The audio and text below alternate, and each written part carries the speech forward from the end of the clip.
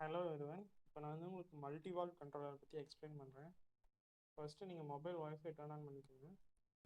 அதில் பபி டபிள்யூஎல்சி டைமர்னு உங்களுக்கு காட்டும். அதை கிளிக் பண்ணி கனெக்ட் பண்ணிக்கோங்க. இந்த பேஜ் ஓப்பன் ஆகும்.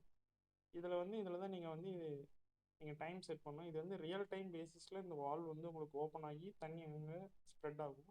இதில் வந்து நம்ம மேக்ஸிமம் 3 வால்வ்ஸ் கொடுத்துருக்கோம். அதனால் நீங்கள் மூணு செப்பரேட் பிளேசஸ்க்கு நீங்கள் நினச்ச நேரத்துக்கு தண்ணி இந்த 1 மணி நேரம் இந்த இடத்துக்கு டெய்லி தண்ணி போகணும் அப்படி இந்த டைம்லேருந்து இந்த டைம் நீங்கள் செட் பண்ணிட்டீங்கன்னா இது டெய்லி ரன் ஆகும். இதே நீங்கள் மூணுமே வேணும்னா யூஸ் பண்ணிக்கலாம்.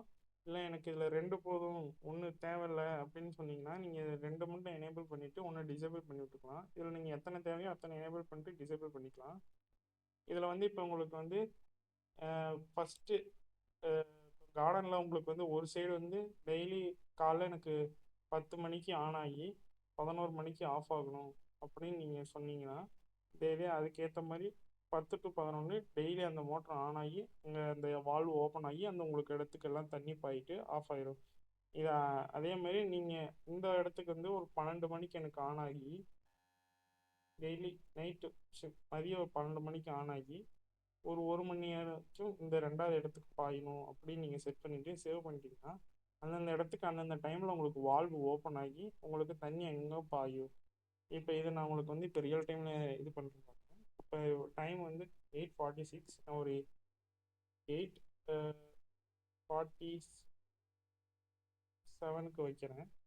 8:47 to 8:50 செட் பண்ணிவிட்டு சேவ் பண்ணிடுறேன். இப்போ நீங்கள் இதிலே ரியல் டைமாக மானிட்டர் பண்ணிக்கலாம். இப்போ 8:47 ஆனோடனே உங்களுக்கு வந்து இந்த பம்ப் ஆன் ஆகும். இன்னும் உங்களுக்கு வந்து இப்போ பாருங்கள், இன்னும் 30 செகண்ட்ஸ் இருக்குது.